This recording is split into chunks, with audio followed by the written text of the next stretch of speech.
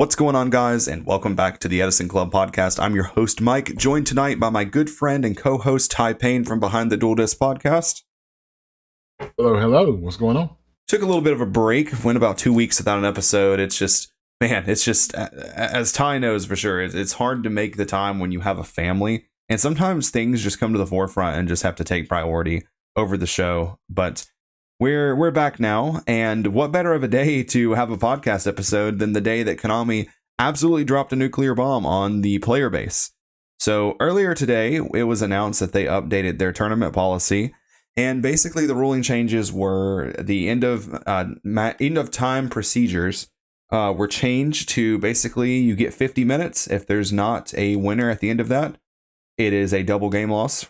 So, and we knew that was coming, right? Because they did that, I'm pretty sure, for Worlds, and they said that could be a thing later, which if it's coming from Konami, 100% means it is going to become a thing later. But the other bomb was that now all YCSs, it's top 8 only.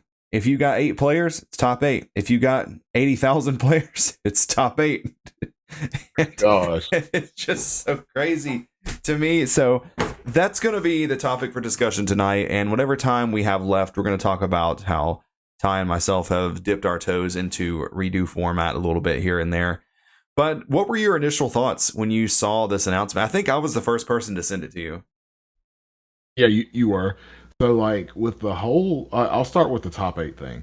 Because, like, that, like, because I remember back in the day when, back when YCSs were showing up championships and stuff like that. I vividly remember going to SJC Durham, and there was another SJC I went to. I cannot remember for the life of me which one it was.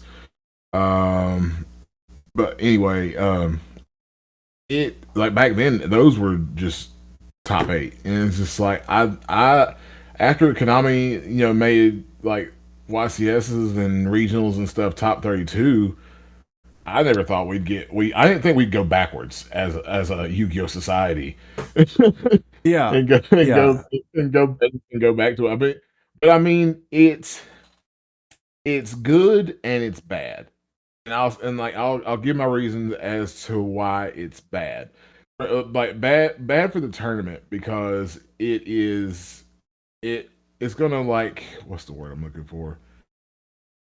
Like, it's gonna make some people not want to go out to the discourage them. That's what I'm trying to say. Yeah, it's like discourage them from even going to the tournament. Very like similar to how it was the same thing with Ultimate Time Wizard. People didn't really want to travel across the country to just play top 8, or a lot of people didn't. I know some people did, but yeah, because like the thing about it is these tournaments, these events, and like everybody knows this. Like these tournaments are not cheap. Like it's not just the tournament itself.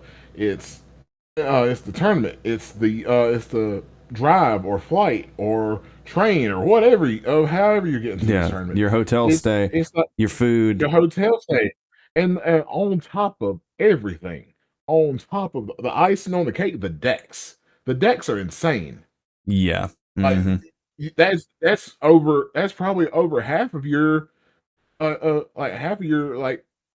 you call it, your I cannot think tonight. We had 20 minutes worth of audio issues before we started recording this, so show Ty and myself some grace. We were pulling our hair out. Yes, please. It was bad, but like as well as I do. Like I remember back when we played Modern, decks were hella expensive, and now I feel like it's probably gotten worse.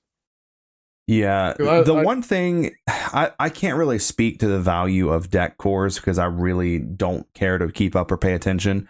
I know that the Mulch armies were expensive. I think that they have either all gotten reprinted or they are all getting reprints very soon. So they're still high. Are they? The first one's still like, well, last time I looked at it, it was still like around 20. For the reprint, it was 50. If that says anything. So it's very similar to like how Ash Blossom was. I don't remember what Ash was when it first came out. It was pretty expensive, at least $50, probably more. And then they went every reprint they gave it only dropped the price like $10. Yeah. I remember when it finally dropped to 40 a pop. It's like, all right, I'm taking the moment now. Yeah, I remember it hasn't even been that long ago being at the card shop and someone starting to play Yu-Gi-Oh! And just getting the staples you needed. Ash Blossoms were $20 a piece for commons. And I was like, this is a card from a structure deck. This is crazy. Yeah. The one card is literally worth the structure deck twice over. Yeah, it's crazy. I'm glad they solved the problem with Ash because I think that card's pretty cheap now. But apparently the Charmies are still expensive. So yeah, you are looking at quite a lot of money, to travel to this event, stay and play. But the thing about this that's so interesting is in the beginning when everything was good in the world, we had 2 turns apiece in time, 4 turns total. And that's definitely the most fair system across the board. It's the most fair for the players because you get 2 turns, your opponent gets 2 turns. At the end of those turns, there's a winner. That's the fairest for the players. But Konami changed that because of how long that it would take to, obviously run these events until 12, 1, 2 in the morning. And I've seen it firsthand. I have been at events and looked over at the clock, and it's 46 minutes. I am not joking. 46 minutes into overtime. And I look, and there is 1 match going on. And these guys have taken 46 minutes to play those 4 turns. That's why they got rid of that. So I understand from their viewpoint, running into like over fees for the venues and stuff like that going past midnight, why they changed it. I don't think the end of phase was ever the correct answer because that was a problem from day one. Yeah, it really was. Like that, it was just like where it got to the point where people were side decking burn cards. It really made Modern really, really toxic.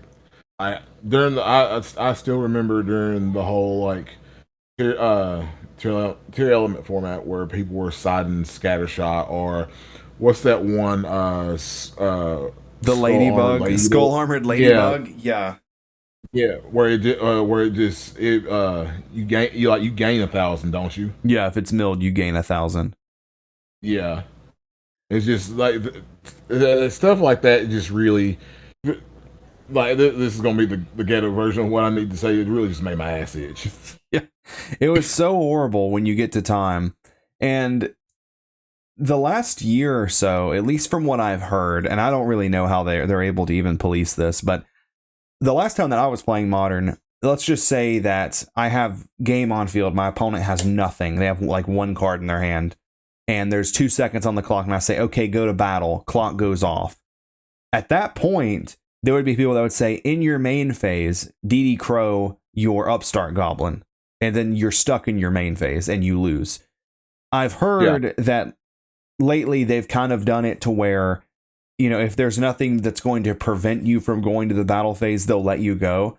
And I think that that's good, but it's also like you're kind of deviating away from your own rules.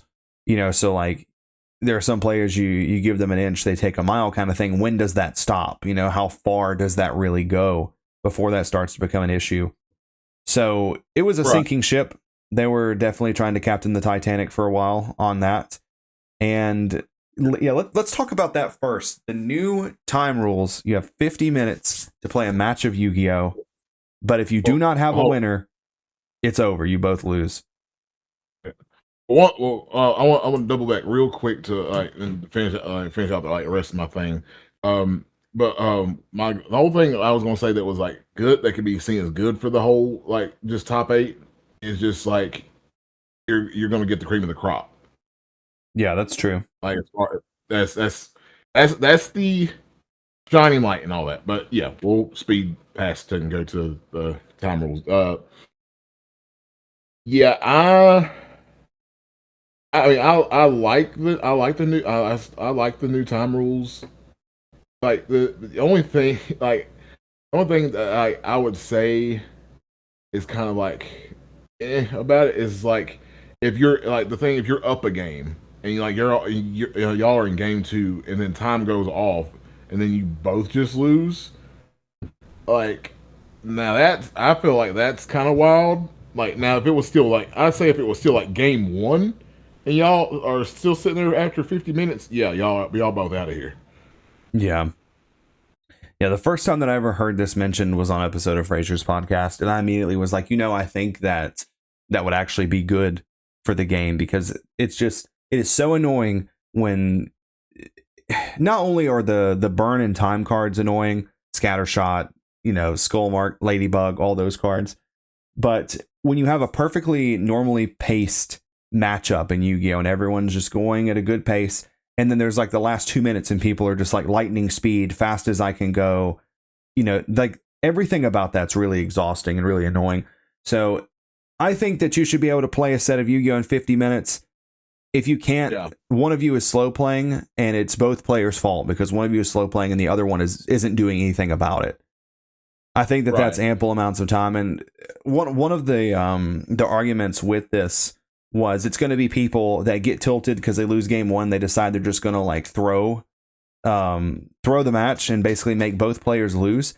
That's going to happen. That is inevitably, going to happen at some point.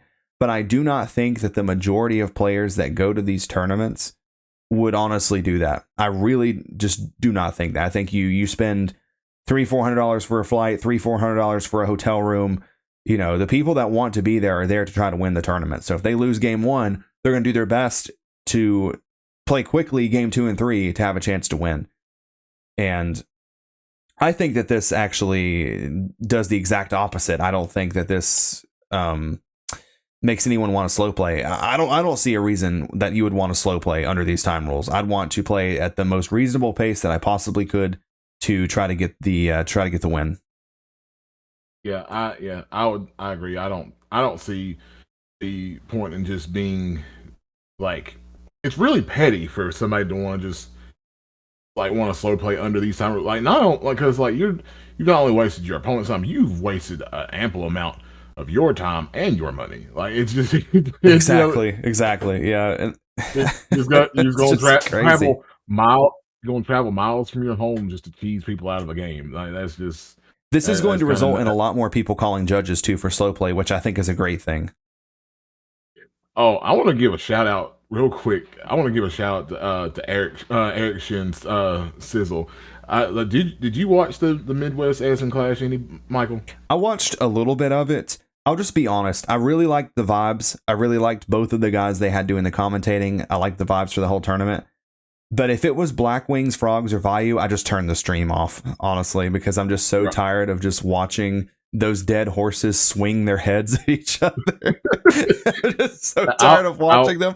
But I mean, it's all love. Like, I love the guys. I love everyone we're friends with. I just don't care to watch Vayu, Frogs, and Black Wings anymore. But I did watch a little bit of Eric's match against the zombie guy.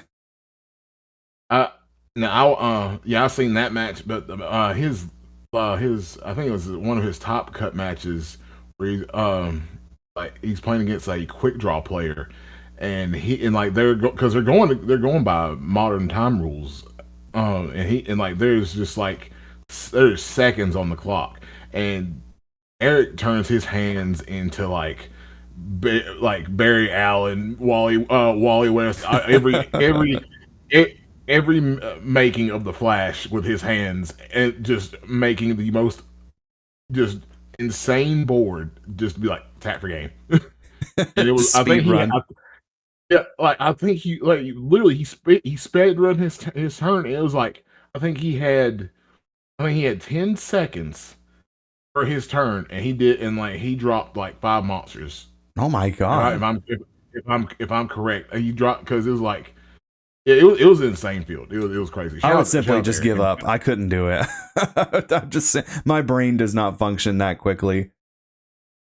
That man, you could tell by how fast he was going. That man was determined to win that match and that tournament. Yeah, shout out there. Yeah, there's no shot that I could ever move that quick. I can't even move that quickly, like to go to the bathroom if I'm having an emergency. I'm just like just like dragging my way there. But yeah, I personally like these time rules. Not that it really even applies to me, because I've went into time very few times playing Edison. I went into time at the very first Ultimate Time Wizard that we had, because my X-Saber opponent was set like 17 minutes late to our game. They did not give him any penalties for being late. So I went into time. I remember. Yep. And I was like, okay, well, that's crazy. So I went into time and won there.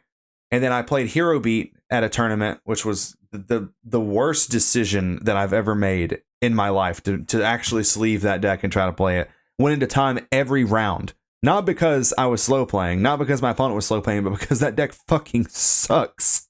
What do you mean my opponent sets Giant Soldier of Stone and there's not shit I can do about it to get over it? Like, I got back and I had borrowed that deck from a friend. I just gave the deck back and it even had some of my cards in it. I was like, I don't even want to take it out of the box. I don't know. My presence has been disgraced by having that near me. Yeah. And then outside of that, I've never went into time playing Edison. Never. So doesn't really apply to me. I think that if you're the kind of person you go into time every round, you're just the problem and you just need to play faster. Yeah, I agree. Like, I can say I don't think I've ever gone into time with like playing Edison at all. Like, I don't think it's happened. Well, yeah, I don't think it's happened at all. It hasn't happened, at least with enough relevance that you even remember it. Yeah. Yeah, it probably mainly applies to like frog mirror matches, stuff like that. Because that matchup just takes forever. Maybe like really grindy decks that just go back and forth. But for me, I've been saying lately, the way that I like to play Yu-Gi-Oh! Is I would much rather look at my opening hand, see I have 3 wolves, lose the game, right? And then maybe the same thing happens game 2. And I'm eating pizza in between rounds, and I still have like 38 minutes before the next round starts, versus playing a deck that's like grind, back and forth, and then I just end up actually losing. I just don't like decks that give my opponent chances to draw into their better cards. I like to win early. That's just how I like to play the game. So I don't really ever go into time. Yeah, it shows with the decks that we the decks that me and you choose to play. That like we're really just trying to sit in the seat, play the match quick as possible, get up out of there. Yeah. I don't like decks. Like I've said it on this podcast many times. I do not like trap cards. When I first started looking into REDU format, I tried to cut trap cards from Six Samurai in favor of playing like Dojo and Sheehan, like the big Great Shogun Sheehan. Just because I just do not like trap cards, but that's a whole rant for the later part of this episode. But I just like decks that are like da kill you early, or I walk away from the table because I just bricked, or wasn't able to play the game. And it took me a long time to come around to the idea of just being okay with that. That when I click submit on a Lightsworn list, I'm signing up to. I'm going to have games I draw a lot of wolves. I'm going to draw a lot of Celestias. I'm going to draw JD early. I might draw all of them cards early, but that's okay because I'd rather lose to myself than just end up just slowly just seeing the writing on the wall and just feeling my toes go in the water and then my knees and then my torso and I'm just sinking because I start losing. Like a lot of those decks are just not for me. Black Wings is not for me. Vayu is not for me. Out of the big 3, Vayu is probably the most for me just because it does have those games where it's like pitch Sirocco, summon Greffer, pitch, dump, burial. But for the most part, it's still a grindy deck too. Kind of the same thing with frogs. So I just gravitate more toward decks that just close it out early, which I've been learning Diva Hero. Ty's been giving me some pointers here and there. We finally got to play the other day. Yeah. The other day was fun. For anybody that doesn't know, I've been trying to learn Frog Hero as well, and it's just like it's a learning curve. Definitely a learning curve. Yeah, there's a lot to it. Yeah, but I've not given up. I have not given up hope yet. Yeah, and you shouldn't. You should definitely keep grinding. And so I mean, I think that's all there really is to say about the time rules. I think it's a good change. I really don't think that this is going to make as much of a difference as everyone thinks that it's really going to. I think it encourages you to know what your cards do, know what your opponent's cards do, and just play the game at a reasonable pace. And yeah, I agree. I think that's about the end of it, honestly. What were you going to say? Oh, there was one thing we were talking about earlier is like how they're doing, like, we talked about top 8. like when we were talking about how should somebody feel with when they get ninth. Yeah. So that's Like, kind of like, do they, like segueing into the discussion for the changes in Top Cut. It sucks, man. Like we have a friend, Zach GYBU, shouts to him, great guy, great player, who one of the most recent Ultimate Time Wizards, I don't remember which one it was, but he ended up losing like round one and then won out and then got ninth. And even though it's great, you get ninth, it still sucks, man. Like you're still just I not think there. that was Houston that happened at. I think so. Yeah, it was one of those. And we can't leave out the fact that I'm pretty sure they said so. Like if it's supposed to be a top 64 tournament, the prizing payout still pays out to top 64, but you don't get to be in the playoffs. It would just be first through eighth. And Right. to kind of full circle all the way back around to the way it used to be is kind of crazy. I've heard that a lot of the other card games do that. I don't play Magic or Pokemon or Lorcana, so I can't actually attest to that. But that's what I've heard. So I guess they're trying to do that to be more uniform with the other games. But I don't know. This is a weird one too because it also never applied to me. I'm never going to top 8 a modern YCS in my life. It's just never gonna happen because I have no interest in playing because I think the game is bad. But for those people that's their goal, it definitely moves the goalpost a lot. Yeah, it does. It moves the goalpost for the vast majority of the entrance of a YCS very far. Yeah, and I told Ty earlier today because when all of this happened, okay, when all this happened and we were playing Ultimate Time Wizard and we were complaining about it not scaling, it was top 8. It doesn't matter if it's 8 players or 8,000 players. It was top 8, and people just basically said, "Hey, stop crying about it. That's how it is." And then the same thing happened when Time Wizard went to time travel. People would just say this is better, but they wouldn't say they had nothing to back up why it was better. So I told Tom, like, anytime someone complains about that being top 8, I'm gonna be like, this is just better. And they'll be like, why? And I'm like, it's just better.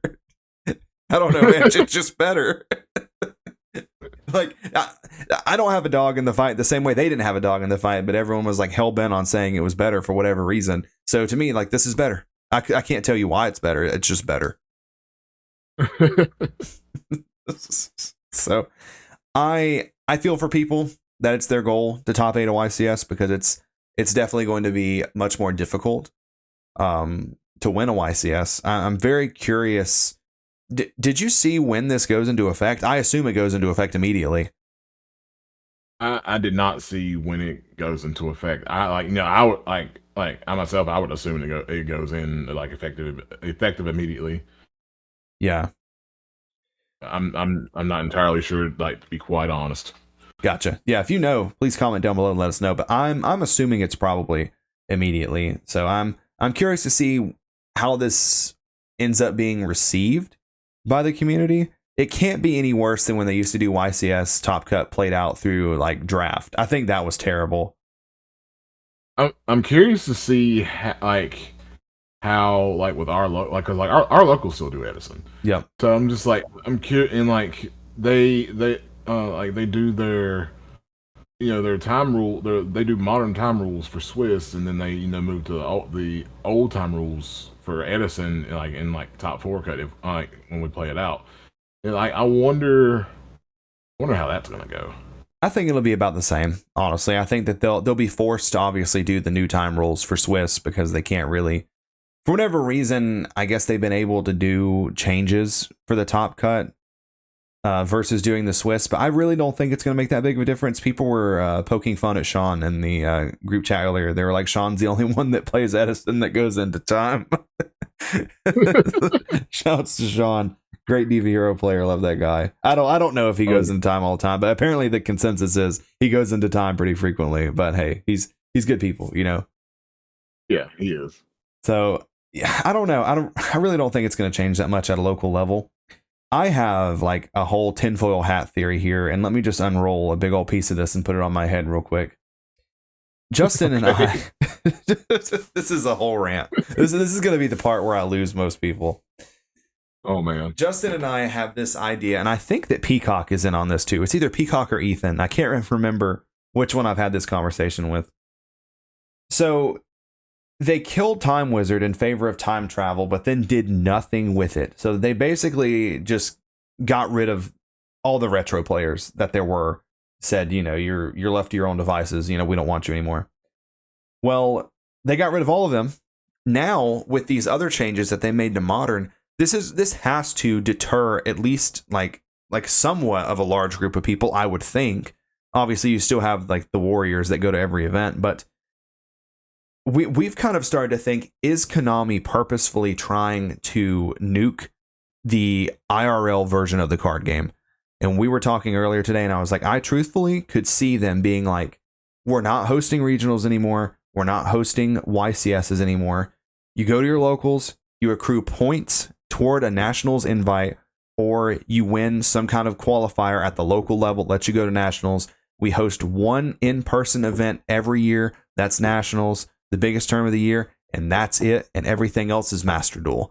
And the more that we've talked about that, the more I'm like, they've made like record-breaking, just piss-poor decisions. They've always made bad decisions, mind you. Snatch Steal, 2015 Snatch Steal.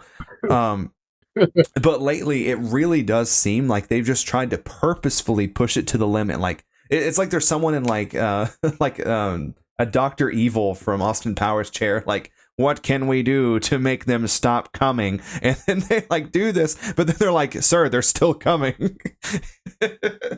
Oh God, someone's gonna clip that and make it into something. Oh God. Oh God, not they're still coming. But yeah, it's gonna be still coming is crazy.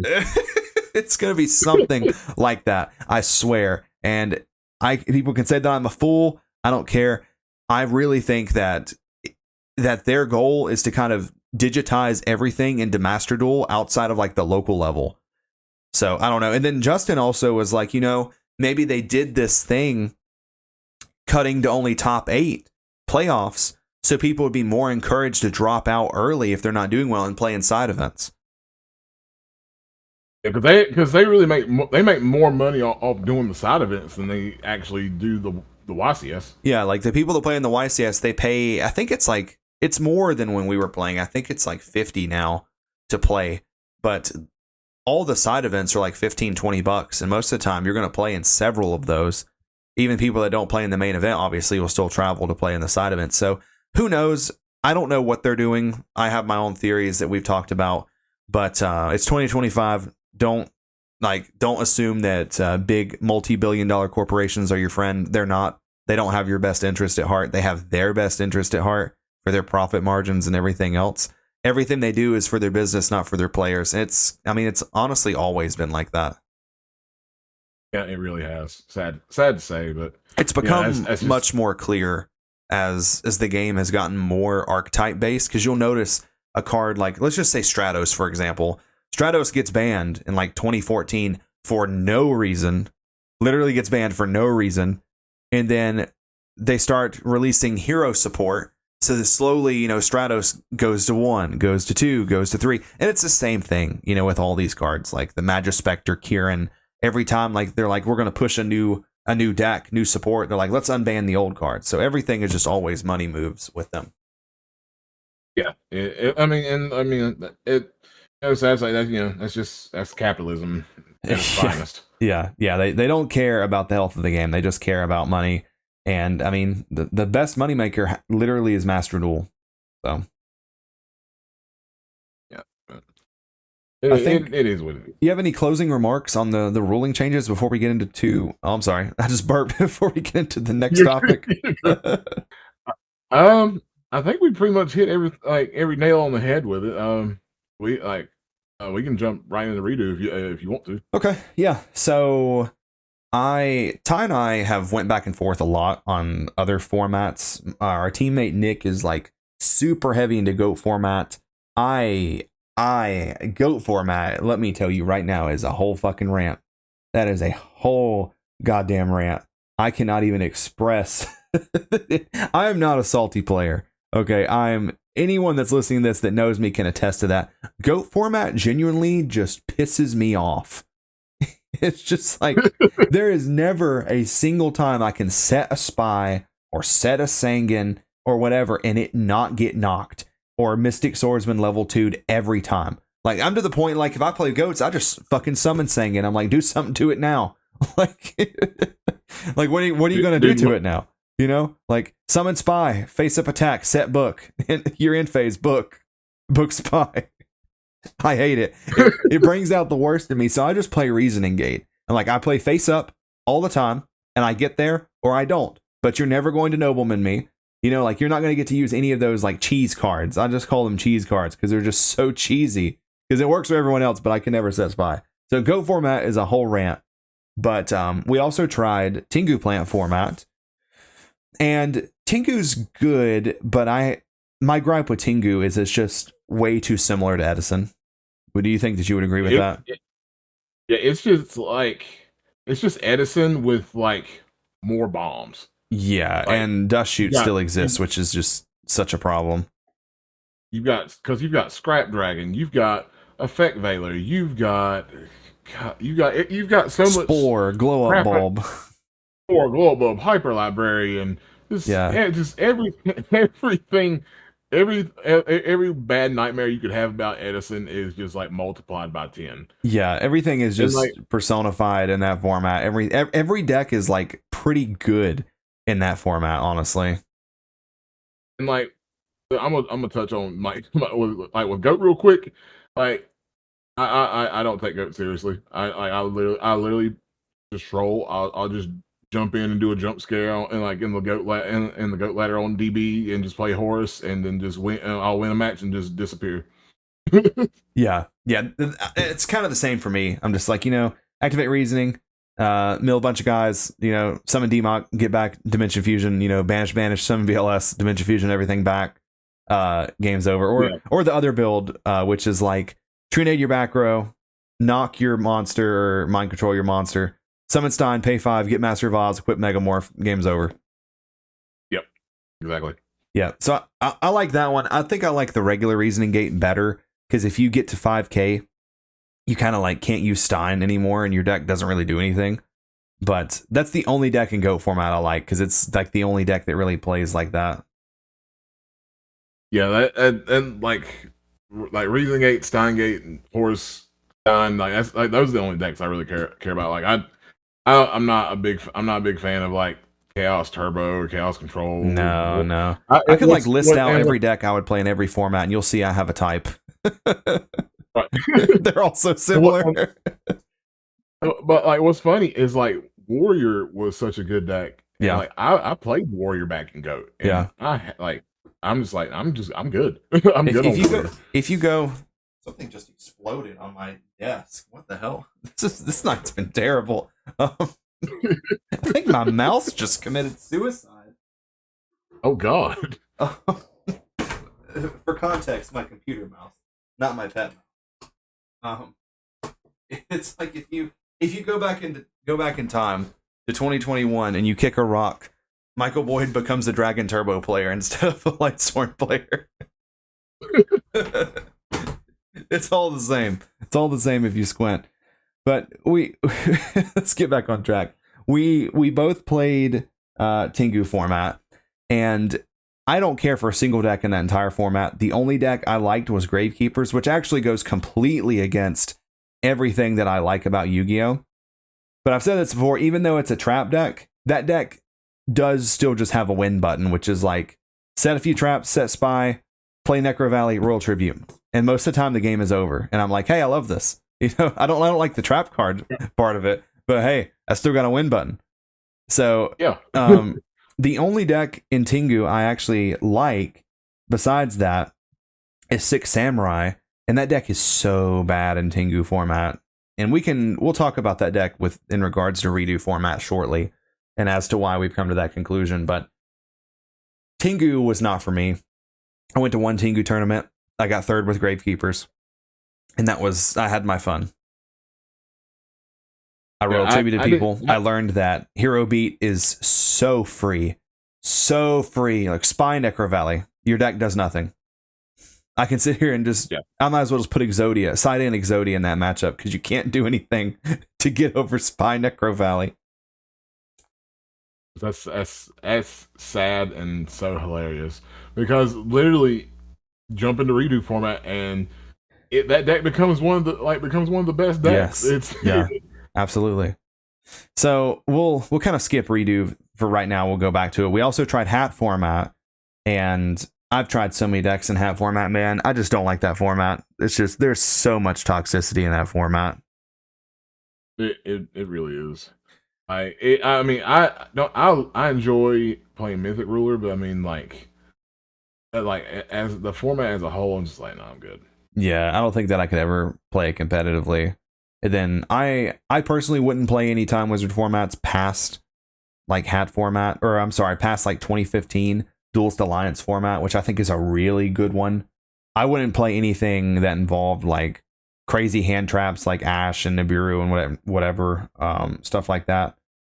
But let's get into the topic of what I feel like is the next best one compared to Edison, which is redo format, because it's so incredibly similar to Edison. I feel like, in the sense of like there's a clear deck that's like ahead of everything else, which is like windups, but everything below it can still compete. Like it's not tier 0 format. Yeah, it's not every deck in that format has a legitimate shot, and I enjoy that so much about the format.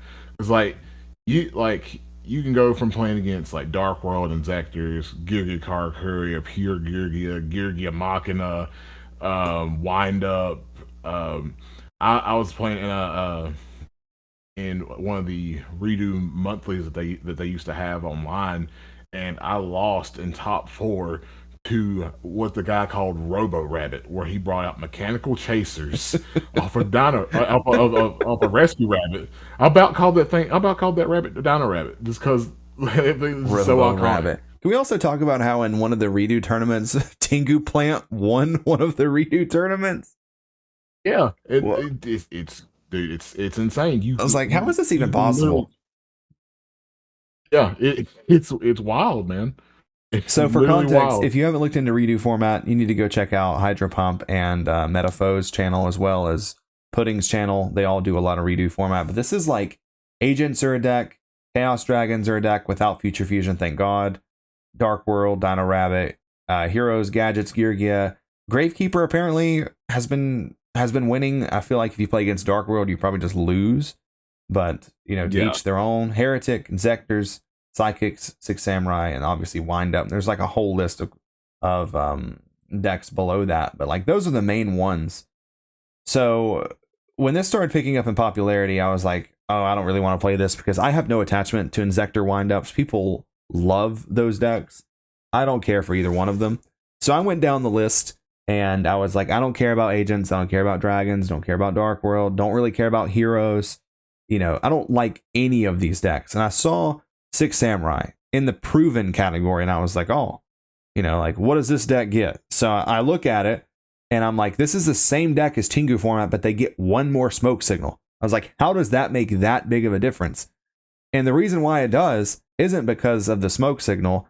It's because Tengu format is so monster effect heavy that Xian just doesn't do anything a lot of the times. Like, Xian just gets run over by Master Hyperion. And in this format, I've just seen that make Xian set 2 traps is actually really good in most cases. Yep. Like, I've just seen people get FTK'd by someone that went summon Xian, set Solemn, set double-edged sword technique. Yeah. It's very reminiscent to like Stardust with back row, but it's like an actual in-engine card. Right. Yeah. Like it's like Six Samurai. It was a very. I'm drawing blanks for words tonight, people. I'm sorry. It was a very underrated deck for a while. Like when people were like rediscovering redo format, and it's just like then like it was like a few months back, and it was like that's when people really just started like it started topping and started winning. I was like I was like I've been testing it here myself because I'll be attending the tournament in February that's going to be at Maumee. Yeah, something like that. Ohio. Yeah, yeah. Shouts to that tournament. That looks like that's going to be fun. I am going to try to go to that. Have no idea if I'll be able to work it out. I can't really prioritize other formats over Edison, but if I can get there, I would love to get there. Like I've said, Samurai is the only deck in the whole format that interests me. I don't care if people know what deck I play, but I love that deck, man. If I was able to, like, I'm all right right now. I'm stuck between three different decks right now. I'm stuck between Bubble Beat, which is there's no secret. I love. It's a very fun deck. Yeah, I just love hero decks. Like it's always been it's been one of my things. If people are like longtime watchers of my channel. I played Dark World religiously. Like just that's no. I don't think that's a secret to anybody. Yeah, I've really been enjoying Samurai, and like I didn't get to play Samurai at its peak just because I was a broke college kid. Yeah, but like those are the three decks that have got my eye. Like I played Chaos Dragons. I played Gear Karakuri before, and I played Wind Up Xanon's Extras. I will say I have no absolute zero interest in his actors. Wind Ups is cool. Wind Ups reminds me of like Tengu Plant, but it's in its Exceed era. Yeah. I've actually heard a few people say that about Wind Ups, but I have the same thoughts as you on everything. Like I said, there's no other decks that interest me. Like I guess the second one might be like Bubble Beat just because of the way it plays, but I really like the way that Samurai can play like a slow game with Shein and traps, or it can just be like, I open like Higeki Kagamusha Gateway and now you're just getting OTK'd. Right. So I like that, and I always have a soft spot for that deck. I wanted it really bad back in the day when they got new support, and I had the deck, but I didn't have Kizans and I didn't have Shein because they were expensive. And I was literally trading in cards for packs to try to pull Samurai cards. I actually did eventually get to all three Kizans, but I never got to Shein. I would just go Kageki Kagamusha and make Cataster. So bad. I inevitably obviously ended up just going back to Lightsworn, but yeah, I just finished my Samurai deck in paper actually, so I'm actually kind of itching to play some redo format. I need to actually finish my at least one of my redo decks and stop BSing. Yeah. I think so I invested in like the Tengu hype and the hat hype in the very beginning. It never really came to fruition. I said, okay, I'm not investing in any other formats that there are because they just never come to fruition. I think that this one will. And if you're listening to this, there are a lot of cards in this format, like Ultimates, that are really, really cheap. I think it's worth picking them up because I don't care about rarity anymore in my ripe old age of 30 years old, having a family. I can't really care about rarity. But there are a few things like Ulti Anishi is like $5, or it was like $5. Ulti Shein is like $15-20. For me, I picked those up just because of the fact that those are going to go way up at some point because this is going to take off. People are going to start like panic buying cards around November, December of this year, getting ready for the Ohio tournament. And I think it's just a really good time to buy in. And a lot of these decks, you can build them crazy cheap too. Like the Samurai deck is pretty cheap outside of specifically like asceticisms or randomly like $3-4 a piece. But most of these decks you can build pretty cheap right now. Yeah. So I was looking at dark stuff for Dark World, and like that stuff is just it's dirt cheap. Like ulti brows are like $8. Like Secret Dark Smog wasn't never really like a big money card for that deck. Ultimate Dealings are like $30. Yeah, and like this would be like like right now, I would say I don't care about rarity, but I'm literally in the middle of like raring out my Diva Hero deck, so I can't really say that right now. I've almost finished my goal with Lightsworn. So for those of you that don't know, I had very high rarity Lightsworn for a long time. You've watched all my deck profiles, you'd see I had ulti, like everything. I got rid of all of that stuff at Orlando, obviously because I was having a baby. And then I made my goal for my Lightsworn deck. I wanted all of my monsters to be ultra German, and I wanted all of my spells and traps, as far as they could go, to definitely be German, but the ones that are QCR to also be QCR. So I finally finished all of my monsters in my Lightsworn main, aside from Necrogarda and Aaron, who are both secret German because they do not come ultra, are ultra German. Looks really, really cool. I'm very happy with it. And I'm like 4 cards short of having the spell and trap lineup done. I need a German QCR, Heavy, Braincon, Foolish Burial, and Mirror Force. And then I'll have the whole main deck the way I want it. And it's even down to the side deck now. Like I have Dallas Bailey gifted me a play set of QCR German Royal Decrees for my birthday. So that was my goal.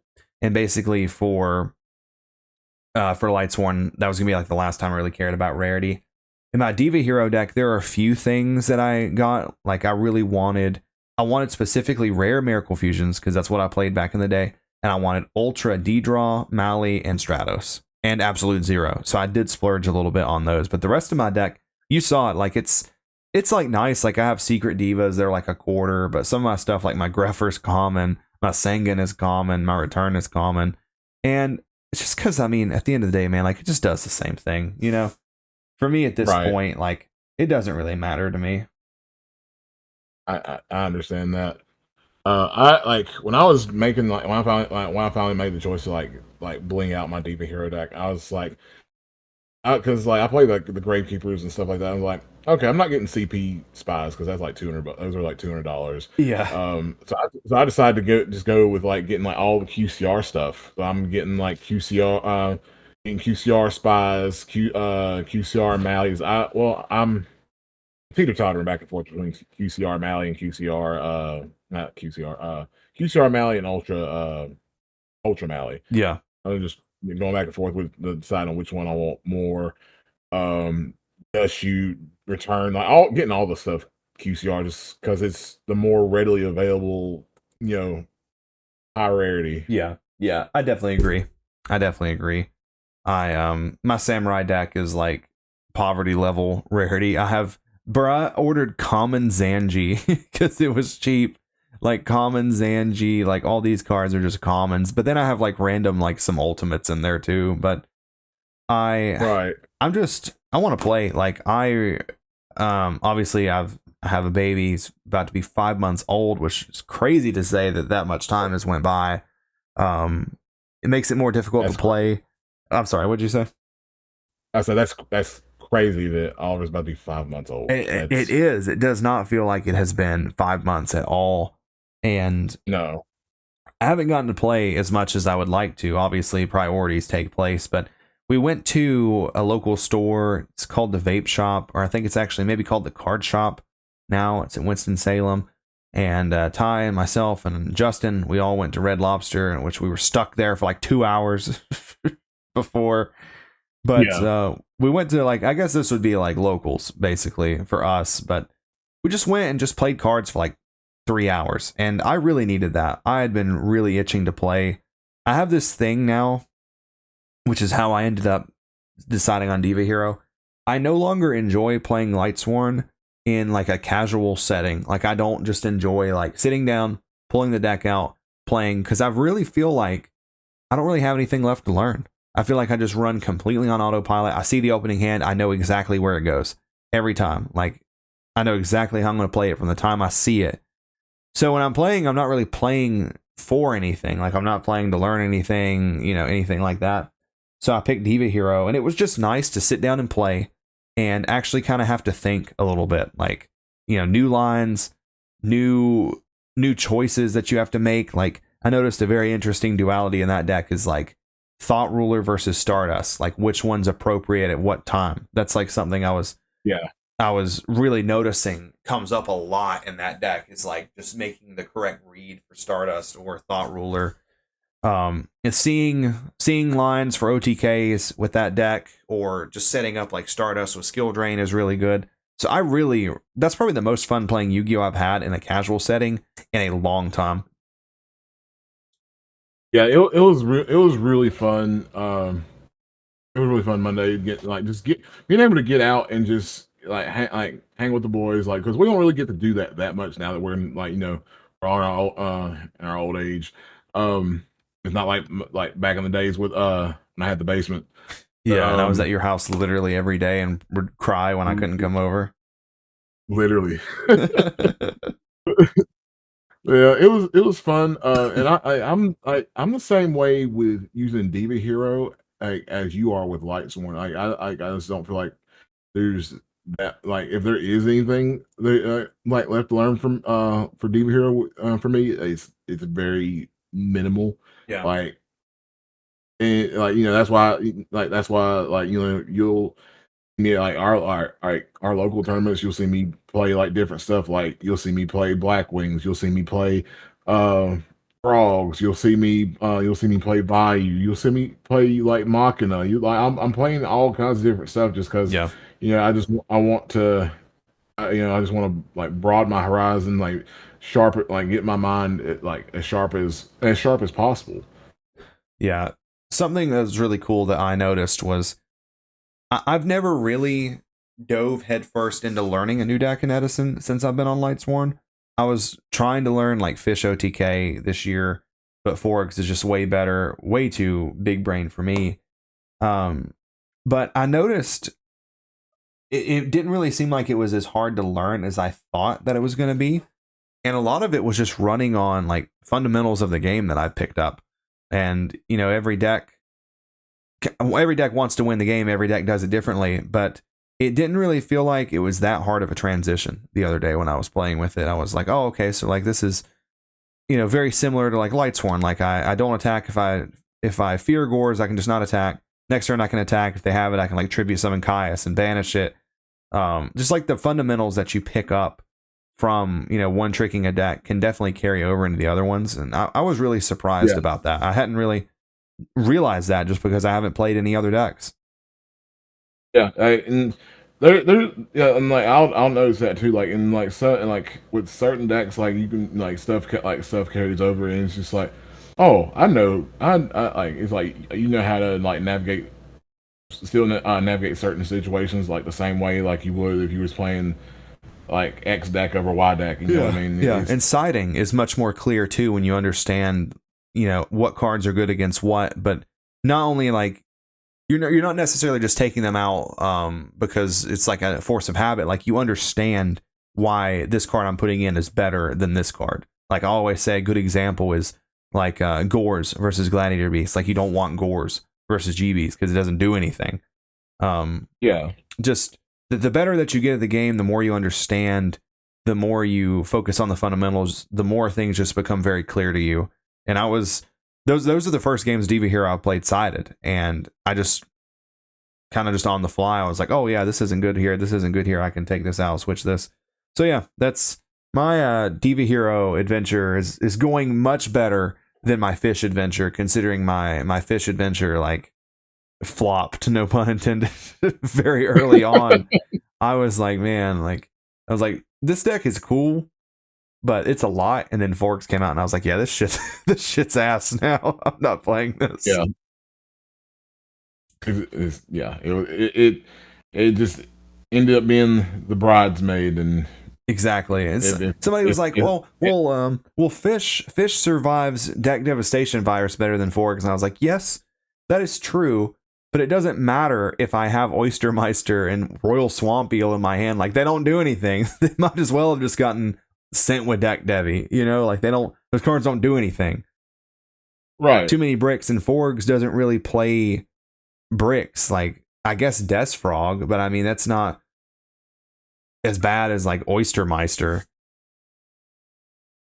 Yeah, it's definitely not like Like the deck, yeah, it's not as bad against like when it comes to like deck Devi, but it's just still it's still not it's still not on the same Yeah. caliber as Forgs. Yeah. Forks can play like this long, drawn out grind game if they want to, and then just kill you whenever they want. And Fish is kind of just like, I need to stick Coelacanth, make it resolve, Colossal Armory arm you, and just win. And Forgs just does it just much better. So unfortunately, my Fish deck got thrown into my bulk somewhere, never to see the light of day again. But yeah, I'm all in. I'm learning new deck, learning Diva Hero, learning Samurai for redo format, and it's just a good time for us to be playing Yu-Gi-Oh right now. I really been having a good time when I do get to play. Same. Well, I think that pretty much wraps everything up for this episode. Do you have any closing remarks before we wrap this up? I'm really excited to get into redo and getting like the actual. I'm really excited to get to finally have some IRL tournaments for this. Like I feel like it's going to be a really good time.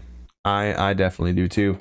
So we do accept listener letters and fan mail. It's the TheEdisonClubFanmail@gmail.com. Send us a letter. We always enjoy reading them on the show. Quick shout outs to our sponsor, Sage's Secret. You can get your own Sage's Secret sleeves, ruxin34.com. They're really, really cool. I like them a lot. And I think that's about all we have for this one, guys. So we'll catch you on the next one. This is Mike and Ty from the Edison Club signing out. Hamster Ryko Caius, Hamster Ryko Caius. I go check the pairings, I'm like, don't know who this guy is. Hamster Ryko Caius, Hamster Ryko Caius. 2-0 every round, man, and I ain't even trying. It's just Hamster Ryko Caius, Hamster Ryko Caius, Hamster Ryko Caius.